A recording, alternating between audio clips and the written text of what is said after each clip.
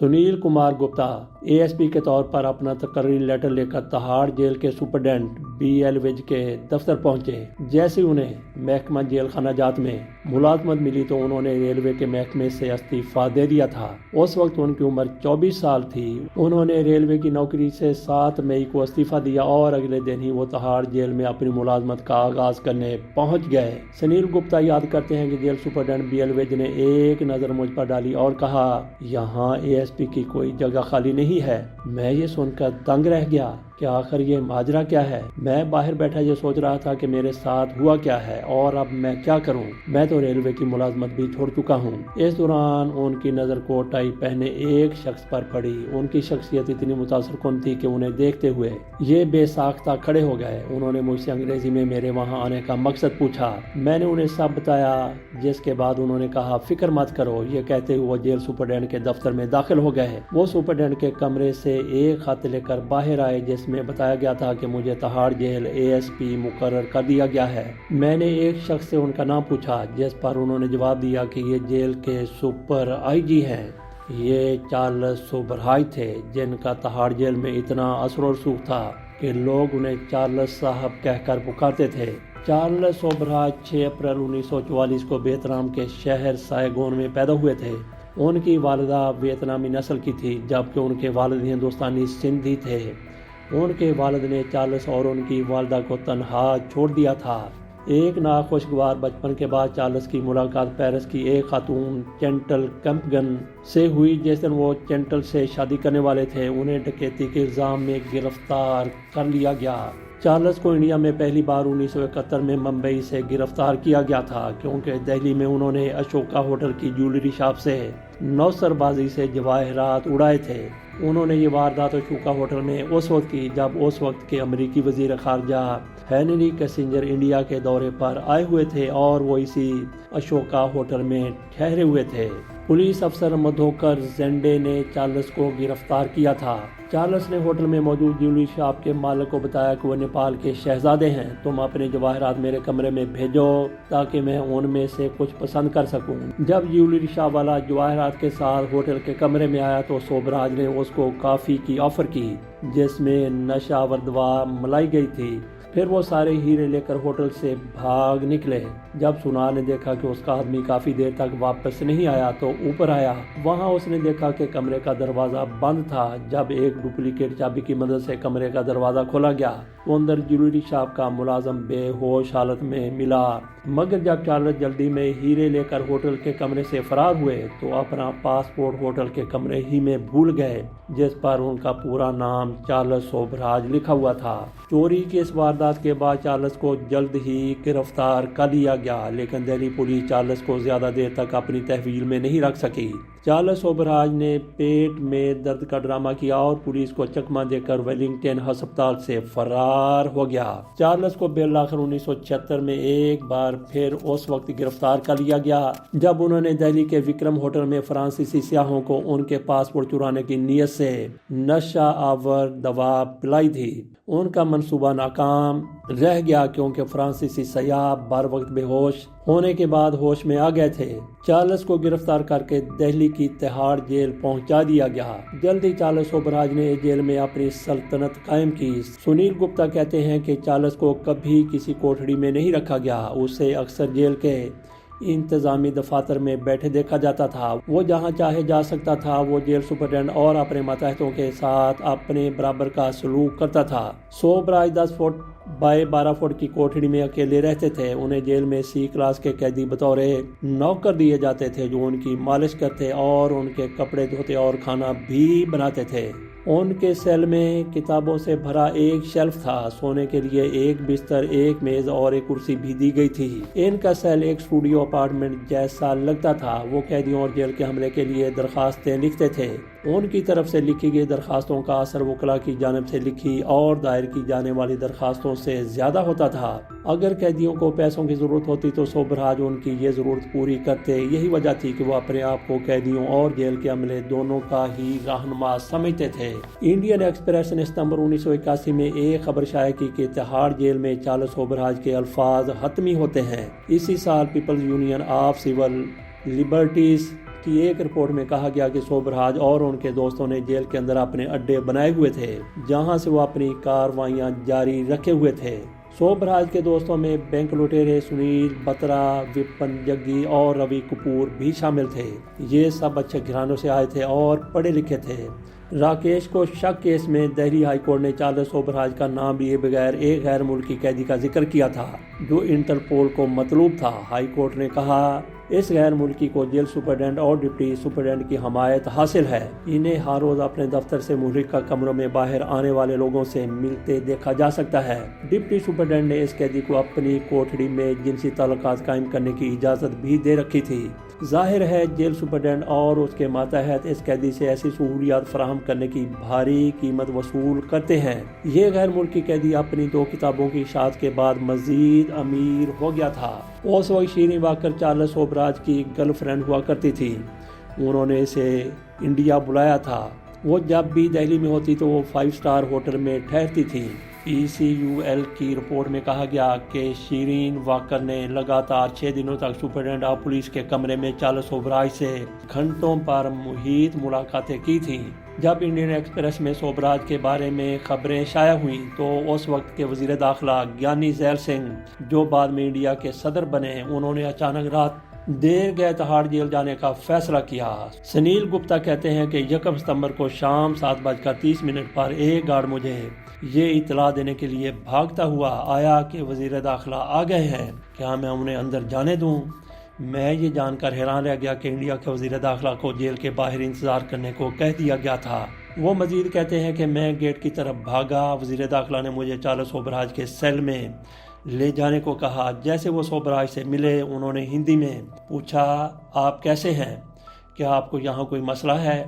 میں نے ترجمہ کیا۔ سوبراج نے انہیں انگریزی میں جواب دیا کہ وہ بالکل ٹھیک ہے اور یہ کہ انہیں کوئی شکایت نہیں ہے۔ سنیل گپتا کہتے ہیں کہ جب میں گیانی جی کو اگلے کمرے میں لے گیا تو وہاں موجود وہ قیدی بھاجی اور دینا اچانک چاچا نہرو زندہ باد کے نعرے لگانے لگے۔ جب گیانی جی کے سیکرٹری انہیں ایک جانب لے گئے تو انہوں نے ان سے کہا کہ یہاں سب کچھ ملتا ہے، منشیات، شراب اور جو چاہے۔ اس واقعے کے 2 دن بعد وزارت داخلہ نے تہاڑ جیل کے 6 اہلکاروں کو معطل کر دیا۔ اتوار 16 مارچ 1986 کو چارلس سوبراج تہاڑ جیل کے تمام سیکیورٹی اہلکاروں کو چکمہ دے کر فرار ہو گئے۔ کانسٹیبل آنند پرکاش نے سب سے پہلے خطرے کی گھنٹی بجائی۔ جیل کے تمام دروازے کھلے تھے۔ جیل کا پورا عملہ بشمول گیٹ کیپر، سیکیورٹی سٹاف اور یہاں تک کہ ڈیوٹی آفیسر شیورا یادو بھی سوئے ہوئے تھے۔ تمل ناڈو پولیس اہلکاروں کو تہاڑ جیل میں تعینات کیا گیا تھا تاکہ وہ شمالی ہند کے مجرموں کے ساتھ زیادہ بات چیت نہ کریں، لیکن وہ بھی بے ہوش پڑے تھے۔ اس روز تہاڑ جیل کے 900 قیدیوں میں سے 12 قیدی جیل سے فرار ہو گئے۔ سنیل گپتا کہتے ہیں کہ اس دن میں گھر پر ایک فلم دیکھ رہا تھا، تب ٹی وی پر اعلان ہوا کہ چارلس سوبراج تہاڑ جیل سے فرار ہو گئے ہیں۔ میں فوراً جیل پہنچا۔ قابل ذکر بات یہ تھی کہ ہر بے ہوش سپاہی کے ہاتھ میں 50 روپے کا نوٹ پھنسا ہوا تھا۔ اپنی سالگرہ منانے کے بہانے سوبراج نے پہلے کانسٹیبلوں کو 50 روپے کا لالچ دیا اور پھر انہیں منشیات سے بھری مٹھائی کھلائی۔ دہلی کے ڈپٹی پولیس کمشنر اجے اگروال نے نامہ نگاروں کو بتایا کہ تہاڑ جیل میں 2 لوگ آئے اور ایک قیدی کی سالگرہ منانے کے لیے قیدیوں میں پھل اور مٹھائیاں تقسیم کرنے کی درخواست کی۔ جب وارڈن شیورا یادو نے اجازت دی تو اس نے یادو اور 5 دیگر گارڈز کو نشہ آور دوا سے بھری مٹھائی کھلا دی۔ یہ سب مٹھائی کھانے کے بعد بے ہوش ہو گئے اور چند گھنٹوں کے بعد ہی ہوش میں آئے۔ تفتیش میں پتہ چلا کہ ایک برطانوی شہری ڈیوڈ ہال کو کچھ دن پہلے تہاڑ سے رہا کیا گیا تھا۔ اسے منشیات کی اسمگلنگ کے الزام میں گرفتار کیا گیا تھا۔ سوبراج نے اس کی ضمانت کی درخواست لکھوانے میں مدد کی تھی، جس کے بعد اس کی سوبراج سے دوستی ہو گئی تھی۔ ریکارڈ کی جانچ پڑتال سے پتہ چلا کہ ہال نے سوبراج سے فرار ہونے سے پہلے ملاقات کی تھی اور اسے ایک پیکٹ دیا تھا۔ ہال کو صرف 12,000 روپے میں ضمانت دی گئی تھی۔ عام مجرم ضمانت ملتے ہی گھر واپس آ جاتے ہیں، لیکن ہال تہاڑ واپس آیا اور سوبراج کو جیل سے فرار ہونے میں مدد کی۔ تہاڑ جیل کے باہر ایک کار سوبراج کا انتظار کر رہی تھی۔ وہ تہاڑ جیل کے ایک کانسٹیبل کو بھی اغوا کر کے اپنے ساتھ لے گئے تاکہ وہاں تعینات تمل ناڈو پولیس کے اہلکار یہ سمجھیں کہ سوبراج پولیس کی رضامندی سے جیل سے باہر جا رہے ہیں۔ ایک رپورٹ کے مطابق سوبراج نے لار پورس کی گولیاں مٹھائی میں ملائی تھیں۔ ان کی تعداد 800 20 بتائی جاتی ہے۔ یہ نیند کی گولیاں ہیں۔ سوبراج تہاڑ جیل کے باہر صرف 23 دن ہی رہے۔ انہیں بمبئی پولیس کے انسپکٹر مدھوکر زینڈے نے گوا کے ایک ریستوران سے گرفتار کیا تھا۔ انسپکٹر مدھوکر کو ٹیلی فون ایکسچینج سے ایک خفیہ اطلاع ملی کہ سوبراج وہاں کے اوکوکیرا ریسٹورنٹ میں آ سکتا ہے۔ زینڈے کہتے ہیں کہ 6 اپریل کی رات 10:30 پر انڈیا اور پاکستان کا ہاکی کا میچ ٹی وی پر چل رہا تھا۔ ہوٹل کا ایک بڑا صحن تھا، اندر ایک اندرونی کمرہ تھا۔ ہم اندر کے کمرے میں بیٹھے تھے، یہاں چلتے چلتے بات کرتے چلے کہ اس دور میں ہاکی کی پاکستان اور انڈیا میں کرکٹ سے کہیں زیادہ پذیرائی ہوا کرتی تھی۔ آج کل صورتحال بالکل بدل گئی ہے۔ زینڈے کہتے ہیں کہ میں نے گیٹ کے باہر ٹیکسی سے 2 آدمیوں کو نکلتے دیکھا۔ انہوں نے سورج کی روشنی سے بچانے والی ٹوپیاں پہن رکھی تھیں۔ میں حیران تھا کہ اتنی رات کو انہوں نے ایسی کیپ کیوں پہنی ہے۔ جب وہ آگے آئے تو میں نے دیکھا کہ وہ چارلس سوبراج اور ان کے دوست ڈیول ہال کی طرح دکھائی دے رہے تھے۔ اس کے ساتھ میرا دل بھی دھڑکنے لگا۔ میں اچانک اپنی جگہ سے اٹھا اور پیچھے سے ان کو دبوچ کر چلایا، چارلس! انہوں نے جواب دیا، کون چارلس؟ میں نے کہا، تم خونی چارلس سوبراج ہو۔ تو اس نے جواب میں کہا، تم پاگل ہو؟ میں نے کہا کہ میں وہی زینڈے ہوں جس نے تمہیں 71 میں پکڑا تھا۔ اتنا سن کر وہ گویا ہمت ہار گیا۔ دہلی پولیس کے ڈپٹی کمشنر مود کانت نے سوبراج کو اپنی تحویل میں لیا اور اسے خصوصی طیارے میں دہلی لے آئے۔ سوبراج کے فرار کے باعث جیل کی سزا میں اضافہ کر دیا گیا۔ تھائی لینڈ میں اس کی حوالگی کے عمل کو روک دیا گیا تھا، جہاں انہیں موت کی سزا کا سامنا کرنا پڑ سکتا تھا۔ تہاڑ جیل واپس آنے کے بعد ان کی تمام آزادی چھین لی گئی۔ سوبراج کو دوسرے قیدیوں سے الگ تھلگ کر کے ہتھ کڑیوں اور بیڑیوں میں رکھا گیا اور سیکورٹی گارڈز کے بغیر کہیں بھی جانے سے روک دیا گیا، لیکن وہ عدالت جاتے ہوئے بھی باہر کے لوگوں سے ملتے رہے۔ چارلس عدالت میں زیادہ سے زیادہ وقت گزارنا چاہتے تھے تاکہ وہ بیڑیوں سے آزاد رہ سکیں۔ وہ عدالت میں عدالتی حراست کے دوران اپنا پسندیدہ کھانا کھانے اور اپنے وکیل سنیا سینگر سیمل کے ساتھ اپنی فائلوں کو دیر تک دیکھنے میں مشغول رہتے۔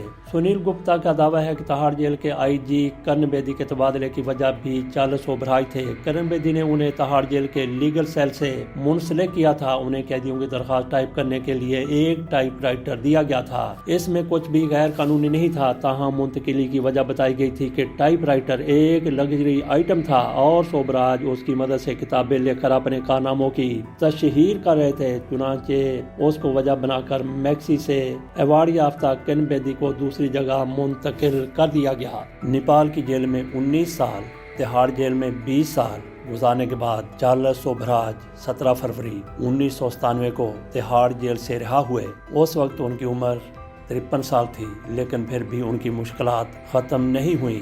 انہیں 6 سال بعد 2003 میں نیپال میں دوبارہ گرفتار کیا گیا۔ 21 دسمبر 2022 کو نیپال کی سپریم کورٹ نے ان کی رہائی کا حکم دیا۔ وہاں سے انہیں فرانس بھیج دیا گیا، جہاں وہ اب بھی رہتے ہیں۔ چارلس سوبراج اپنی پہچان بدلنے میں ماہر تھا، اس لیے اسے پکڑنا آسان نہیں تھا۔ اس شخص نے 70 اور 80 کی دہائیوں میں دنیا کے کئی ممالک کی پولیس کی ناک میں دم کیے رکھا۔ یہ وہ دور تھا جب ایشیائی خطے میں مغربی ممالک سے آنے والے ہپی سیاحوں کی خاصی دلچسپی ہوا کرتی تھی۔ مہینوں گھر سے دور رہنے والے ایسے ہی بعض ہپی سیاح چارلس سوبراج کا شکار ہوئے۔ نیپال کی سپریم کورٹ نے فرانسیسی سیریل کلر چارلس سوبراج کو 2022 میں رہا کرنے کا حکم دیا۔ چارلس سوبراج کی عمر اس وقت 81 برس ہے اور وہ ان دنوں فرانس میں اپنا بڑھاپا اور بڑھاپے کی بیماریاں گزار رہا ہے، یا یوں کہہ لیں کہ انجوائے کر رہا ہے، بھگتا رہا ہے۔ نیپالی کورٹ کی طرف سے رہائی کا فیصلہ ان کی عمر کی بنیاد پر کیا گیا۔ سوبراج کی رہائی کے وقت عمر 78 سال تھی اور وہ دل کے عارضے میں مبتلا تھے۔ سوبراج 2 امریکی سیاحوں کے قتل کے الزام میں 2003 سے نیپال کی جیل میں قید تھے۔ عدالت نے حکم دیا کہ مجرم کی رہائی کے 15 دن کے اندر ملک بدر کر دیا جائے، جس پر عمل ہوا۔ 70 اور 80 کی دہائیوں میں دنیا کے کئی ممالک کی پولیس کی ناک میں دم کر دینے والے اس مجرم کو جیل کی سلاخوں کے پیچھے پہنچانا آسان نہیں تھا۔ اپنی شناخت بدلنے کی غیر معمولی صلاحیت اور نوجوان خواتین کو ہدف بنانے کی فطرت کے سبب دنیا سوبراج کو بکنی کلر जैसे नाम से भी पहचानने लगी, बिकनी या बुकनी। शोभराज को बुकनी किलर इसलिए कहा जाता क्योंकि उसका शिकार होने वाली खवातीन की लाशें अक्सर बुकनीज में मिला करती थी। बुकनी खवातीन का मुख्तसर तरीन लिबास है। ऐसे लिबास को बेलिबासी का नाम दिया जाए तो वो ज्यादा इस लिबास के मफहूम को अदा कर सकता है। इंडिया, थाईलैंड, नेपाल, तुर्की और ईरान में कत्ल के 20 से ज्यादा इल्जामात आयद हुए, लेकिन 2004 से कबल कोई भी शोभराज को कत्ल का मुजरम साबित न कर सका। शोभराज जानता था कि इससे किन मुमालिक की पुलिस के हाथ नहीं आना, क्योंकि उन मुमालिक में कत्ल साबित होने पर उसे मौत की सजा दी जा सकती थी। मिसाल के तौर पर थाईलैंड। इंडिया में फ्रांसीसी सियाहों को जहर देने के मामले में गिरफ्तार होने के बाद वो 20 बरस इंडियन जेल में कैद रहा। असल में सज़ा इतनी तवील नहीं थी और इंडिया में सज़ा ख़त्म होने पर शोभराज को थाईलैंड पुलिस की तहवील में दिया जाना था। शोभराज को मालूम था कि थाईलैंड में अगर साबित हो गया तो उसे मौत की सज़ा मिल सकती है और उस पर अमल भी कर दिया जाएगा। इसलिए इंडिया में सज़ा मुकम्मल होने से कुछ अर्सा कबल ही शोभराज जेल से फरार हो गया और कुछ रोज़ बाद दोबारा जब पकड़ा गया तो उसकी सज़ा 10 बरस बढ़ा दी गई। इस तरह इंडिया की जेल में 20 बरस मुकम्मल होने के बाद 1997 में जब शोभराज रहा हुआ तो तब तक थाईलैंड में उसके खिलाफ वारंट की मियाद ख़त्म हो चुकी थी। शोभराज को पकड़ना इसलिए भी मुश्किल था कि वह अपनी शनाख्त तब्दील करके मुख्तलिफ ममालिक का सफ़र किया करता था। वो बड़ी होशियारी से इन लोगों के पासपोर्ट खुद शनाख्त बदलने के लिए इस्तेमाल करता जिन्हें वो कत्ल करता था। पासपोर्ट पर तस्वीर बदलना और फर्जी पासपोर्ट तैयार करना उसके लिए मुश्किल नहीं था। उसके जराइम का तरीका हमेशा एक जैसा रहा। वो सियाहों के दरमियान खुद को जवाहरात और मुनशियात के डीलर के तौर पर पेश करता। मनशियात का इस्तेमाल करने वाले फ्रांसीसी और अंग्रेजी बोलने वाले सियाहों से दोस्ती करता और फिर उन्हें कत्ल कर देता। शोभराज पर मुख्तलिफ औकात में कत्ल के 20 से ज़्यादा इल्ज़ामात आयद हुए। इन तमाम मामलों में मुतासिरीन को पहले नशे की दवा दी गई, फिर उन्हें मारा गया। चंद वाक़यात में उन्हें कत्ल करके की लाशों को जला दिया गया। ऐसे ही 2 मुतासिरीन नीदरलैंड के शहरी थे। इस जोड़े को थाईलैंड में कत्ल करके जलाया गया था। इन दोनों की हलाकत की अपने तौर पर तफ्तीश करने वाले डच सफारतकार हरमन गम्पटेन बर्ग और उनकी अहलिया एंगला केन ने शोभराज के खिलाफ सबूत इकट्ठा करने और जुराइम की तफ्तीश में मुख्तलिफ ममालिक के तावन के बैनुल-अक़वामी इदारे इंटरपोल की नज़र में ये मामला लाने में अहम किरदार अदा किया। गम्पेनबर्ग ने अपनी तहकीकात के दौरान शोभराज के खिलाफ जो तस्वीर और पासपोर्ट हासिल किए थे उन्हें आखिरकार नेपाल में शोभराज के खिलाफ मुकदमे में इस्तेमाल किया गया। जितना मुश्किल शोभराज को पकड़ना था इतना ही मुश्किल इसे फरार होने से रोकना भी समझा जाता था। शोभराज या तो पुलिस को चकमा देकर जेल से फरार हो जाता या जेल में एहलकारों को रिश्वत देकर तमाम सहूलियात वहीं फराहम